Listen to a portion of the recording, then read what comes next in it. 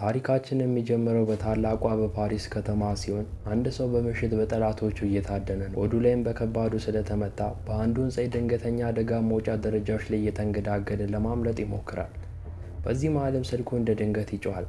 የደወሉለትም የሥራ ግብረ አበሮቹ ሲሆኑ በአቅራቢያው ወዳለው ዋሻ እንዲመጣና በመኪና ሊያስመልጡት እንደተዘጋጁም ይነግሩታል። ነገር ግን አዳኞቹ ከነሱ ቀድመው ነበር። የሚያድነውን ቡድን መንገድ በመዝጋትም ደም እየፈሰሰ ያለውን ሰውዬ ጥግ ካስያዙት በኋላ ወዲያውኑ ተኩስ ይከፍቱበታል። በድንገት ግን አንድ በከፍተኛ ፍጥነት የመጣ መኪና ሰውየውን ይገጫል። አደጋው በጣም ከባድ ቢሆንም የሚገርመው ግን ከተኩሱ አትርፎታል። አጥቂዎችም ሰውየው ተርፎ ምስክር ሊሆን ይችላል ብለው በመስጋትና በመኪና አደጋው በመደናገጥ አካባቢውን ጥለው ይፈረጥጣል። የመኪናው አሽከርካሪም ከሩቅ የፖሊስ መኪና ድምፅ ስለሰማ ተጎጂውን እዛው ጥሎት እሱም ይፈረጥጣል። በዚያኑ ምሽትም የተጎዳው ሰው በአስቸኳይ ወደ ሆስፒታል ይወሰዳል። በጊዜውም ሳሙኤል የተባለ ሰልጣኝ ነርስ በሌሊት ፈረቃ ላይ እየሰራ ነበር። ሳሙኤልም በአቅራቢያው ላለ አረጋዊ ታካሚ የወደቀበትን ኩባያ ለማንሳት ጎንበስ ሲል ከተጎዳው ሰውዬ አልጋ አጠገብ አንድ ሰው በስውር ሲንቀሳቀስ ያስተውላል። ጠጋ ብሎ ሲያውም የሐኪም ነጭ ጋውን የለበሰ የማያውቀው ሰውን ይመለከታል። ሳሙኤልም ጥቃቱን ለማስቆም ቢፈጥንም በድንገት የታካሚው የሰው ሰራሽ መተንፈሻ ማንቂያ ደውል እንደ ድንገት ይጮሃል። ይህም ሳሙኤልን ወደ ኋላ እንዲመለስ ያስገድደዋል። ሳሙኤልም በፈጣን አስተሳሰቡና በሕክምና ክህሎቱ የታካሚውን ሕይወት ማዳን ይጀምራል። ብዙም ሳይቆይ ፖሊሶች ቦታው ላይ ይደርሳሉ። አጥቂው ታካሚውን ለመግደል የቬንቲሌተሩን ቱቦ ቆርጦት ነበር። ሁኔታውን በጣም በፍጥነት ስለተከሰተ ሳሙኤል የአጥቂውን ፊት በደንብ አላየውም ነበር። ስለዚህም ለፖሊስ ግልጽ መረጃ መስጠት አልቻለም። በተጨማሪም ታካሚው ምንም አይነት መታወቂያ ስላልያዘ ፖሊሶች ማንነቱን ማወቅ አልቻሉም። ሰውየውም ራሱን ስቶ ስለነበረ መርማሪዎቹ እስከሚቀጥለው ቀን ድረስ ጠብቀው ለመጠየቅ ይገደዳል። ከመሄዳቸው በፊት ግን አንዲት ሴት ፖሊስ ለሳሙኤል ቢዝነስ ካርዷን ሰጥታ ትዝ የሚለው ነገር ካለ ወዲያውኑ እንዲደውልላት ትነግረዋለች። በማግስቱም ረጅሙን የሌሊት ፈረቃ ጨርሶ ሳሙኤል ለመተኛት ወደ ቤቱ ይሄዳል። ጥቂት እረፍት አድርጎም ከእንቅልፉ ነቅቶ ወደ ኩሽናው ሲገባ ነፍሰ ጡር ሚስቱ ምግብ እየሰራች ያገኛታል። እሷም እንድታርፍ በማሰብ ወዲያውኑ ስራውን ከተረከባት በኋላ ትላንትና ማታ ሆስፒታል ውስጥ አንድ ሰው ህይወት እንዴት እንዳተረፈ ፖሊሶችም ከዚያ በኋላ ለረጅም ሰዓት እንደጠየቁት በኩራት ይነግራታል። በዚያ ቅጽበት ግን በድንገት አንድ ያልታወቀ ሰው ወደ ቤታቸው ሰብሮ በመግባቱ ሚስቱ በኃይል ትጮኻለች። ሳሙኤልም ገና አንዳች እንቅስቃሴ ከማድረጉ በፊት በኃይል ተመቶ ራሱን ስቶ ይወድቃል። ጥቂት ቆይቶም አካባቢ ባለው ስልክ ጥሪ ድምፅ ይነቃል። ልክ ስልኩን እንዳነሳው ግን በከፍተኛ ድንጋጤ ውስጥ ይገባል። በሌላኛው መስመር ያለው ድምፅ ሚስቱን አግተው እንደወሰዱባት ይናገራል። አጋቾቹም ሳሙኤል የተጎዳውን ታካሚ አስቸኳይ ከሆስፒታል አውጥቶ እንዲያስመልጥላቸው ያስገድዱታል። ፖሊስ ጋር እንዳይደውልም በጥብቅ አስጠንቅቀውት ካለበለዚያ ለአንድ ታካሚ ምትክ የሁለት ሰው ህይወት ማለትም ሚስቱንና ልጁን እንደሚገሉበት ይዝቱበታል። በዚህ መሃል ደግሞ ፖሊሶች በጣት አሻራ አማካኝነት ሚስጥራዊውን ታካሚ ማንነት ማወቅ ችለዋል። ስሙም ሳርቴ ይባላል። ረጅም የስርቆት ታሪክ ያለውና የሚፈለግ አደገኛ ወንጀለኛ ነው። ነገሩን ይበልጥ የከፋ የሚያደርገው ደግሞ ፖሊሶች ትላንትና ምሽት ከተፈጸመው ፍራንሲስ ሜር ከተባለ ባለሀብት ግድያ ጋር ሳርቴን እያገናኙት ነው። በዚህ አዲስ መረጃም የፖሊስ ልዩ ቡድን በባለሀብቱ ግድያ ላይ ምርመራ ይጀምራል። ይህ በእንዲህ እንዳለ ካፒቴን ካትሪናና ቡድኗ ሆስፒታል ይደርሳሉ። በዚህ በኩልም ሳሙኤል ሳርቴን ለማስመለጥ ቢጣደፍም አንድ ፖሊስ ከውጭ ቁጭ ብሎ ያስቆመዋል። ሳሙኤልም በፍጥነት በማሰብ ታካሚው ኤክስሬ መነሳት እንዳለበት በመዋሸት ያታልለዋል። ሊፍት ውስጥ ሲገቡም ሳሙኤል ትክክለኛውን ጊዜ በመጠበቅ ፖሊሱ ስልክ ለመመለስ ፊቱን ባዞረበት ቅጽበት ሳሙኤል በድንገተኛ የልብ ሕክምና መስጫ ማሽን ፖሊሱን መቶት ራሱን ያስተዋል። ሽጉጡንም ከቀማው በኋላ ሳሙኤል ራሱን የሳተውን ሳርቴን ለመቀስቀስ መርፌ ይወጋዋል። ሳርቴም ልክ እንደነቃ የወንጀለኛነት ባህሪው ወዲያውኑ ተቀስቅሶ ሳሙኤልን መሬት ላይ መቶ ይዘርረዋል። ነገር ግን የሽንት ቤት ቱቦንና ራሱን የሳተውን ፖሊስ ሲያይ ይህ ነርስ እያዳነው እንደሆነም ይረዳል። ሳሙኤልም ከወደቀበት በመነሳት ሽጉጡን ይዞ ሁኔታውን ከተቆጣጠረ በኋላ ወዲያውኑ እንዳይታወቁ ልብሳቸውን ይቀያየራሉ። ሳሙኤልም ስለ ህንፃው ያለውን እውቀት በመጠቀም አዳራሹ መሀል ካለች አንዲት ነርስ ጋር በፈገግታ እያወራ በፖሊሶች መሀል አቋርጠው በሰላም ይወጣሉ። ውጭ ሲደርሱም አንዳች ጥርጣሬ እንዳይፈጥሩ የህዝብ አውቶቡስ ለመጠቀም ይመርጣሉ። ወደ ሆስፒታሉ ስንመለስ ደግሞ ካፒቴን ካትሪን የታካሚው ክፍል ባዶ መሆኑን አይታ የደህንነት ካሜራዎችን ለመፈተሽ ትጣደፋለች። በዚህ መሃልም ኮማንደር ቨርነር የተባለ ሰው የሚመራው የካትሪን ቡድን ተቀናቃኝ የፖሊስ ክፍል ወደ ቦታው ይደርሳል። በአውቶቡስ ውስጥ ደግሞ ሳርቴ የአንድን ተሳፋሪ ጋዜጣ ሲያነብ ባለሀብት ፍራንሲስ ሜር መገደሉን ይረዳል። አሁን ላይም ለትልቅ የፖለቲካ ግድያ ተጠያቂ ተደርጎ እንደተፈረደ የተረዳው ሳርቴም ሳሙኤልን አጥቅቶ ለማምለጥ በማሰብ አንድ መርፌ በእጁ አጥብቆ ይዛል። ነገር ግን ጥቃት ከመዘንዘሩ በፊት የሳሙኤል ስልክ ይጮሃል። የደወለለትም የሳርቴ ወንድም ነው። እናም ቀደም ሲል ሳርቴን ለማዳን ወንድሙና ማርኮኒ የተባለ የጥቁር ገበያ ደላላ የሳሙኤልን ቤት ሰብረው በመግባት ነፍሰ ጡር ሚስቱን ያገቱት እነሱ ናቸው። ወንድማማቾቹም ሰው በሌለበት መጋዘን ውስጥ ታጋቾችን ለመለዋወጥ ቀጠሮ ይዘው የሳሙኤልንም ሚስት እንደሚለቁ ቃል ይገባሉ። ምንም እንኳን ሳርቴ እዚያው ጥሎት ለመጥፋት ቢሞክርም ተስፋ የቆረጠው ሳሙኤል ግን አብሮት እንዲቆይ ለማስገደድ ወደ ሰማይ የማስጠንቀቂያ ተኩስ ይተኩሳል። እንዳለመታደል ሆኖ ግን የተኩሱ ድምፅ ያሉበትን ቦታ ለሁሉም የፖሊስ አባላት አሳውቆ ነበር። ሳሙኤልም ለታጋቾች ልውውጥ ሳርቴን ወደ መጋዘኑ ይዞት ይሄዳል። ነገር ግን እዚያ ከመድረሳቸው በፊት ሌላ መሰናክል ይጠብቃቸዋል። ትላንት ማታ ሳርቴን ሲያድኑ የነበሩት ሁለት ሚስጥራዊ ገዳዮች በድንገት አድብተው ጥቃት ይሰነዝሩባቸዋል። ጥይት በግራና በቀኝ ሲዘንብ ሳሙኤል ሚስቱን ጥሎ እንደገና ከሳርቴ ጋር ለመፈርጠጥ ይገደዳል። ወደ መኪና ማቆሚያ እየሮጡ በመግባትም በቁልፍ ማስቀመጫ ሳጥን ውስጥ ትርፍ ቁልፍ አግኝተው በተሰረቀ መኪና ያመልጣሉ። በዚህ ጊዜም የሳርቴ የሆድ ቁስል እንደገና ስለተከፈተ መኪናውን እየነዳ ያለው ሳሙኤል ነው። በአውቶቡስ ጣቢያው ደግሞ አንድ ምስክር ለካትሪን እንደነገራት ከሆነ ከሱ ጋር የነበረው ሁለተኛው ሰው እንጂ ሳርቴ ሽጉጥ እንዳልተኮሰ ትረዳለች። በዚህም ምክንያት ወዲያውኑ በሳሙኤል ላይ ምርመራ እንዲደረግ ትዕዛዝ ትሰጣለች። ይህም በአገር አቀፍ ደረጃ በቁጥጥር ስር እንዲውል ዋነኛ ተጠርጣሪ ያደርገዋል። ፖሊስ እያደነው መሆኑን ያላወቀው ሳሙኤል ግን ሳርቴን የሕክምና ቁሳቁስ ወዳለበት ደህንነቱ ወደ ተጠበቀ ምድር ቤት ይዞት ይሄዳል። ይህን ወንጀለኛ በህይወት ማቆየትም ሚስቱን ለማየት ያለው ብቸኛ ተስፋ መሆኑን ስላወቀ ሳሙኤል የሚፈሰውን ደም ማከም ይጀምራል። ሳርቴን በፍርሃት የተዋጠውን ነርስ በጥንቃቄ ሲያክመው እያየ በመጨረሻም ሳሙኤል በሁለት ወገን ጦርነት መሀል የገባ ምስኪን ንጹህ ሰው መሆኑን ይረዳል። በሌላኛው መጋዘን በኩል ደግሞ የሳርቴ ወንድም የሳሙኤል ሚስት እርጉዝ መሆኗን አይቶ ሰብአዊነት ይሰማውና ሙቀት እንዲሆናት ብርድ ልብስ ይሰጣታል። ነገር ግን ፊቱን እንዳዞረ ቀደም ሲል እነ ሳርቴን ሲያድኑ የነበሩት ሁለት ገዳዮች መጋዘኑን ሰብረው ይገባሉ። የሳሙኤል ሚስትም አሁን ይበልጥ አደገኛ በሆነ ቡድን እጅ ትወድቃለች። በሌላ በኩል ደግሞ ሳሙኤል የሳርቴን ቁስል ሰፍቶ ከጨረሰ በኋላ ሳርቴ ደሙን መታጠብ እንዳለበት ነግሮት ወደ ሽንት ቤት ይገባል። ይሁን እንጂ እዚያ ከገባ በኋላ ከሽንት ቤት ውስጥ አንድ የተደበቀ ሽጉጥ ቀስ አድርጎ ያወጣል። በዚያው ቅጽበትም ሳሙኤል በመስኮት በኩል ቴሌቪዥን ሲመለከት የሆስፒታል ባልደረባውን በዜና ላይ ይመለከቷል። አሁን ከሳርቴ ጋር አብሮ የሚፈለግ ወንጀለኛ መባሉን ሲያይም ክው ብሎ ይደነግጣል። በመደናገጥ ውስጥ ሆኖም ሳሙኤል የካፒቴን ካትሪንን ቢዝነስ ካርድ ያስታውስና በሚስጥር ይደውልላታል። ካትሪንም ከሱ ጥሪ በመድረሱ ትገረማለች። ሳሙኤልም ንጽህናውን ለማስረዳት እየተማጸነ ወጥመድ ውስጥ እንደተከተተ ይነግራታል። ካትሪን ግን ቀደም ብሎ ፖሊስ ጋር ስላልመጣ ብትቆጣውም ቆየት ብላ ግን ደስለስ ብላ ያለበትን ሁኔታ ትጠይቀዋለች። ጥቂት አውርተውም በኋላ ሳሙኤል ስልኩን እንደዘጋ ካትሪን ወደ ቦታው ለመሄድ ትጣደፋለች። ነገር ግን ሳሙኤል ወደ ክፍሉ ሲመለስ ሳርቴ ክህደት ይፈጸምበታል። በያዘው ሽጉጥም የማስፈራሪያ ተኩስ ከተኮሰ በኋላ ወንበር ላይ ጥፍንግ አድርጎ ያስረዋል። ይሁን እንጂ በዚሁ ቅጽበት እንደ ድንገት የፖሊስ ልዩ ኃይል ቤቱን ሰብሮ ይገባል። ይሁን እንጂ ወደ ቦታው የመጣችው ካትሪን ሳትሆን ቨርነርና ሰዎቹ ነበሩ። በቨርነርና በሳርቴ መካከል ያለውን የውጥረት እይታም ቀድሞ እንደሚተዋወቁ ያሳብቃል። ካትሪንም ከጥቂት ቆይታ በኋላ ወደ ቦታው ደርሳ የቨርነርን መኪናዎች እዚያ መኖራቸውን ስታይ አንዳች ጥርጣሬ ይገባታል። ወደ ክፍሉ ከገባች በኋላም እዚያ ያለውን ውጥረት ችላ በማለት ወደ ታሰረው ሳሙኤል ጋር ሄዳ ልታናግረው ትሞክራለች። በድንገት ግን የጥይት ድምፅ በክፍሉ ውስጥ ያስተጋባል። ካትሪንም እዛው ባለችበት ወድቃ ትሞታለች። ተኳሹም ቨርነር ሲሆን ሙሉ በሙሉ ሙሰኛና የበሰበሰ ፖሊስ መሆኑን በዚህ መንገድ አጋለጠ።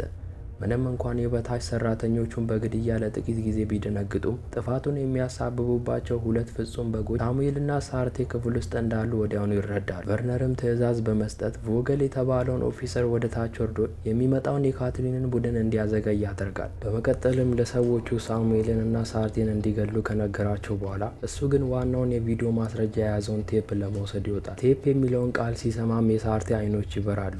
ሳሙኤልም ለሁሉም ጥፋት እነሱን ሰለባ ለማድረግ እንደታቀደ ይረዳል። በኋላም ሙሰኞቹ ፖሊሶች ሳሙኤልን ለመግደል ሲዘጋጁ ሳርቴ በአቅራቢያ ያለውን የክፍል ማሞቂያ እንዲገፋ በምልክት ያሳያል። ሳሙኤልም ወዲያውኑ የተባለውን ሲያደርግ እሳት ክፍሉን ይወራል። በጥበቃዎቹ መደናገጥ መሀልም ሳርቴ ጠባቂዎችን አንድ በአንድ ከዘረራቸው በኋላ ሳሙኤልን ነጻ ያወጣል። በመቀጠልም ለሳሙኤል የሚመጡትን ፖሊሶች ከመስኮት ሆኖ እንዲከታተል ከነገረው በኋላ በመጨረሻም ከዚህ ሴራ በስተጀርባ ያለውን አስደንጋጭ እውነት ይገለጽለታል። ከሴራው በስተጀርባ ያለው ዋና ጠንሳሽም ፍራንሲስ ሜር የተባለው ቀደም ሲል የተገደለው ባለሀብት ልጅ እንደሆነና አባቱ ከውርስ ሊያስወጣው ስለነበረ ልጁ ከቨርነርና ከሙሰኞቹ ፖሊሶች ጋር በማበር አዲስ የውርስ ሰነድ ለማጭበርበርና ሽማግሌውን ለመግደል ይስማማል። በዚህም መሰረት ቀደም ሲል ቨርነርም የባለሀብቱን ካዝና እንዲሰብረው ሳርቴን የቀጠረው ሲሆን ስራው እንደተጠናቀቀ ግን ነገር ሁሉ በስርቆት ላይ የተፈጠረ ግድያ እንዲመስል ሳርቴንም እዚያውን ለመግደል አቅዶ ነበር። ነገር ግን ቨርነር የቀጠራቸው ገዳዮች ስራቸውን በስህተት ስላበላሹ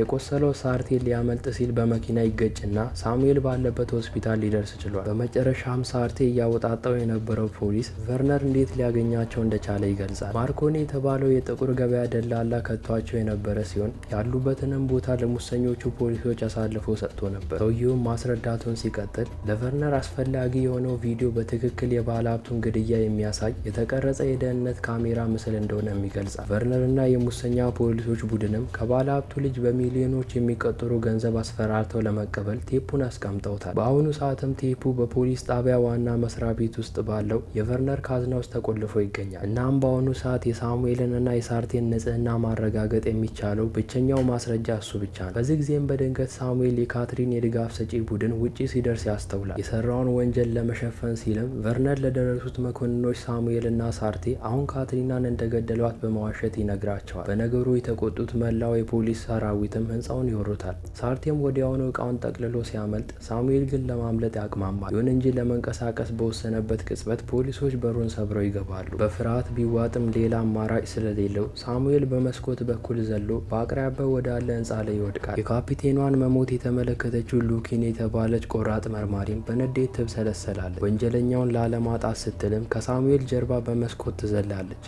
ሳሙኤልም በፓሪስ ጎዳናዎች ላይ ለህይወቱ ሲል እየሮጠ በተጨናነቀ የባቡር ጣቢያ ውስጥ ይሻሸጋል። ሙሰኞቹ ፖሊሶችን በቀጥታ በደህንነት ካሜራዎች አማካኝነት ያሉበትን ቦታ በትክክል እየተከታተሉ ወደ ባቡር ጣቢያ መቆጣጠሪያ ክፍል ተከትለውት ይሄዳሉ። የቨርነር ግብረ አበሮችም እንዲታሰር ሳይሆን ብዙ ነገር ስለሚያውቅ ሳሙኤል እንዲሞት ነው የሚፈልጉት። ሁለቱ ሙሰኛ ገዳዮችም እየተቃረቡ ሲመጡ የመቆጣጠሪያ ክፍሉ ሰራተኛ ባቡሮቹ እንዲቆሙ ያደርጋል። በዚህም በፍርሃት የተዋጠውን ሳሙኤልን መውጫ በሌለው ቦታ ላይ ጥግ ያስይዙታል። እጅ ከሰጠ እንደሚገደል የተረዳው ሳሙኤልም ድፍረቱን አስተባብሮ በሚንቀሳቀሱት የባቡር ሀዲዶች ላይ በመዝለል ባቡሩ በከፍተኛ ፍጥነት ባለፈበት ቅጽበት በድንገተኛ አደጋ መውጫ በኩል ይሰወራል። ከዚህ በኋላም ድካምና ጭንቀት ተደራርቦበት እዚያው በቆመበት ያስመልሰዋል። ቀጥሎም ካለፋቸው አደጋዎች በኋላ አሁን ሙሉ በሙሉ ፍርሃት የራቀው ሳሙኤል አንድ መኪና ሰብሮ በመግባት ይሰርቃል። አመሻሽ ላይም ሳርቴና ወንድሙ እየጠበቁት ወደ ነበረበት ባዶ መጋዘን ይሄዳል። በኋላም ሳሙኤል ስለ ሚስቱ ሲጠይቅ ሳርቴ በዝምታ ሲያዝን ይመለከተዋል። ልቡ በፍጥነት እየመታም ወደ መጋዘን ውስጥ እየሮጠ በመግባት ሬሳውን የሸፈነውን ብርድ ልብስ ሲገልጠው የሳርቴን ወንድም ሞቶ ያገኘዋል። በሚያሳዝን መልኩም በአሰቃቂ ሁኔታ ነበር የተገደለው። አሁን ላይም ሳሙኤልና ሳርቴ ተመሳሳይ የሆነ ጥልቅ ህመም ተጋርተዋል። ሳርቴ ለወንድሙ ደማቅ በቀል ይፈልጋል። ሳሙኤል ደግሞ ሚስቱን ማዳን አለበት። እናም ብቸኛው ተስፋቸው ወደ ፖሊስ ጣቢያ ዋና መስሪያ ቤት ሰብረው በመግባት የቨርነርን ካዝና ውስጥ ያለውን የማስፈራሪያ ቴፕ መስረቅና ሙሰኞችን ፖሊሶች ማጋለጥ ነው። ሳርቴም ከዳተኛውን የጥቁር ገበያ ደላላውን ማርኮኒን ለማደን ጨካኝ የሆነውን የስም ዝናውን ይጠቀማል። በአንድ ሆቴል ውስጥም አግኝቶት በከፍተኛ ሁኔታ ከደበደበው በኋላ ሳርቴ ማርኮኒን ወደ ቨርነር እንዲደውል ያስገድደዋል። በፍርሃት የተዋጠው ማርኮኒም ለቨርነር ደውሎ የባለ ሀብቱ ልጅ ነገ ጠዋት እሱ ቤት ተገናኝተው ቴፑን በገንዘብና በሀሰተኛ ፓስፖርት ለመለወጥ እንደሚፈልግ የሀሰት ድራማ ይነግረዋል። በገንዘብ ምንም ድርድር የማያውቀው ቨርነርም ማርኮኒ ለባለ ሀብቱ ልጅ መልሶ በመደወል ገንዘቡን እንዲያዘጋጅ እንዲነግረው ያዛል። ነገር ግን ቨርነር ስምምነቱ እንደተጠናቀቀ ማርኮኒን ለመግደል በሚስጥር አግዷል። በማግስቱም በፓሪስ ከተማ ላይ ትልቅ የሚባል ሁከት ይነሳል። የታጠቁ በርካታ ሰዎች መኪኖችን እየዘረፉ በየቦታውም የቡድን ጥቃቶች በከፍተኛ ሁኔታ ይነሳሉ። ይህ ሁሉም የሳርቴ ዋና እቅድ አካል ነበር። የፖሊስ ሰራዊቱን ሙሉ በሙሉ ውጥረት ውስጥ ለመክተትና ትኩረታቸውን ለመበተን የከተማውን የወንጀል ዓለም እንደ መሳሪያ ተጠቅመውበታል። የፖሊስ ዋና መስሪያ ቤትም በከፍተኛ ድንጋጤና ሁከት ውስጥ በወደቀበት ቅጽበት ቨርነርና ግብረ አበሮቹ ማርኮኒን ለማጥመድ ከጣቢያው ይወጣሉ። እዚያው አካባቢ መኪና ውስጥ ሆነው ሲከታተሉ የነበሩ ሳሙኤልና ሳርቴም ሲወጡ ያያቸዋል። በኋላም ሳርቴ የፖሊስ መታወቂያ በክንዱ ላይ ካሰረ በኋላ ሳሙኤልን ደግሞ እስረኛው እንደሆነ በማስመሰል ሁለቱም ያንን በሁከት የተዋጠውን የፖሊስ ጣቢያ በቀላሉ ዘልቀው ይገባሉ። ሳርቴም እንደ ባልደረባው አንዱን ፖሊስ ወደ ቨርነር የሚወስደውን ቢሮ መንገድ ይጠይቀዋል። በዚህ ሰዓት ግን ሳሙኤል ከዚህ ጣቢያ ያለ ሚስቱ ለመውጣት ፈቃደኛ አልሆነም። እሷንም ለመፈለግ ህንፃውን ለማሰስ ይወስናል። ሳርቴም እሱን ከማስቆም ይልቅ ትርፍ የፖሊስ መታወቂያና ሽጉጥ ለሳሙኤል ይሰጧል። በመቀጠልም ሳርቴ ካዝናውን ሰብሮ የግድያውን ቪዲዮ የያዘውን ዋናውን የቅጂ ቴፕ ለማውጣት ወደ ቨርነር ቢሮ ያመራል። ይህ በእንዲህ እንዳለ ቨርነርና ቡድኑ ሆቴል ሲደርሱ ማርኮኒ አስቀድሞ ሞቶ ያገኙታል። ማርኮኒ እንደተጫወተበት የተረዳውና በንዴት የገነፈለው ቨርነርም በዋና መስሪያ ቤት ውስጥ ወዳለችው ኦፊሰር ማሮት በመደወል የሳሙኤልን ሚስት ወዲያውኑ እንድትገላት ያዛታል። ማሮትም እርጉዟን ሴት ወደ ሽንት ቤት ጎትታ ስትወስዳት የሳሙኤል ሚስት የተከፈተውን መስኮት ስታይ ራሷን እንዳጠፋች በማስመሰል በመስኮት ልትወረውራት እንደሆነ ትረዳለች። በተስፋ መቁረጥ ውስጥ ሆናም ባላት አቅም ሁሉ በጭካኔ መታገል ትጀምራለች። በሌላ በኩል ደግሞ ሳሙኤል ጣቢያውን በከፍተኛ ፍርሃት ተውጦ መፈተሹን ሲቀጥል በድንገት የራሱ ፖስተር በጠረጴዛ ላይ ወደ ተቀመጠበት ቢሮ ዘልቆ ይገባል። ውስጥ የነበረው ፖሊስም ወዲያውኑ ሰውየውን አይቶ ይለየዋል። ምንም እንኳን ሳሙኤል በመደናገጥ ሽጉጡን ቢመዝም ፖሊሱ በፍጥነት መጥቶ ያስጥለዋል። በካቴና ሊያስረው ሲልም ሳሙኤል ወለሉ ላይ ያለ ከባድ የጂም ብረት አይቶ ፖሊሱን በመምታት ከዚያ ያመልጣል። በሽንት ቤት ውስጥ ደግሞ የእርጉዟ ሴት ጠንካራ መከላከል ኦፊሰር ማሮትን ያበሳጫታል። ሞቷን ራሷን እንዳጠፋች ለማስመሰል የነበረውን የቨርነርን እቅድን በመርሳት ማሮትን በሽጉጥ ልደፋት መሳሪያውን ትመዛለች። በዚያኑ ቅጽበትም ሳሙኤል በሩን በርግዶ ይገባና ከባድ ውከት የነገሰበት ትግል ይነሳል። የጥይት ድምፅን በመላው የፖሊስ ጣቢያ ውስጥ አስተጋባ።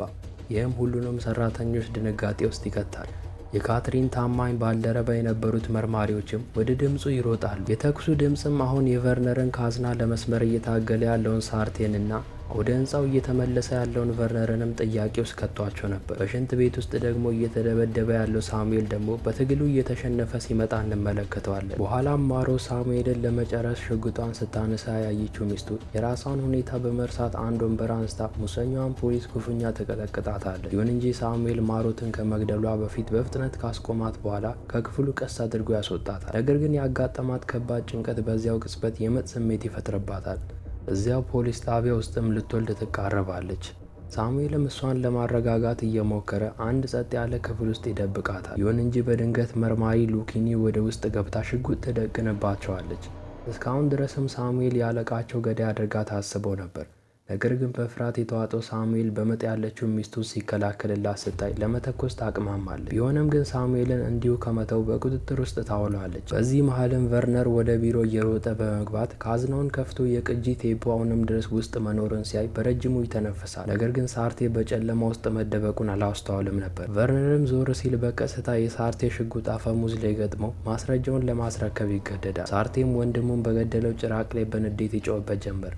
ነገር ግን ጥይት ከተኮሰ ከዚህ የፖሊስ ምሽግ ማምለጥ እንደማይችል ስላወቀ ራሱን በመቆጣጠር ቨርነርን መቶት ራሱን እንዲስት ካደረገው በኋላ በስውር ያመልጣል። በሌላ በኩል ደግሞ ሉኪኒ ሳሙኤልን በተጨናነቀው ኮሪደር ውስጥ እየመራችው ስትሄድ ሳርቴ በጥበብ በመካከላቸው ሾልኮ በማለፍ ሳታውቅ የቅጂውን ቴፕ በሳሙኤል ኪስ ውስጥ ይከታል። ከዚያም በህዝቡ መሃል ጠፍቶ ይሰወራል። ጥቂት ቆይቶም በድንገት የሳሙኤል ስልክ እንደደንገት ጮኸ። የደወለለትም ሳርቴ ሲሆን ኪሱን እንዲፈትሽም ይነግረዋል። ሳሙኤልም ቅጂውን ከኪሱ አውጥቶ እውነታውን የያዘ ቅጂ መሆኑን በመማጸን ሉኪንን እንድታየው ይለምናታል። በዚያው ቅጽበትም ቨርነርና ግብረ አበሮቹ ወደ ቦታው መጥተው ሳሙኤልን አሳልፈው እንዲሰጧቸው ይጠይቃሉ። ነገር ግን ሉኪኒ ይህን ለማድረግ ፈቃደኛ አይደለችም። በኋላም ያ የማይካደው የቪዲዮ ማስረጃ በጣቢያ ውስጥ መታየት ሲጀምር የቨርነር ሙስና ለመላው የፖሊስ ጣቢያ በግልጽ ይጋለጣል። እናም አሁን የሚደበቅበት ምንም ቦታ የለውም። በሳሙኤል ላይ የቀረበው ክስ ሁሉም ወዲያውኑ በቶሎ ይነሳለታል። ከዚህ ሁሉ በኋላም ሳሙኤል ሚስቱ ጤናማ ሴት ልጅ መውለዷን ለማየት በሰዓቱ ወደ ሕክምናው ክፍል ይሮጣል። በታላቅ እፎይታና ደስታ የተዋጠው ሳሙኤልም በደስታ እንባ ተንሰቅስቆ ማልቀስ ይጀምራል። ይህ ከሆነም 8 ዓመታት አለፉ። ሳሙኤልም አሁን ሙሉ በሙሉ እውቅና ያገኘ ነርስ ሆኗል።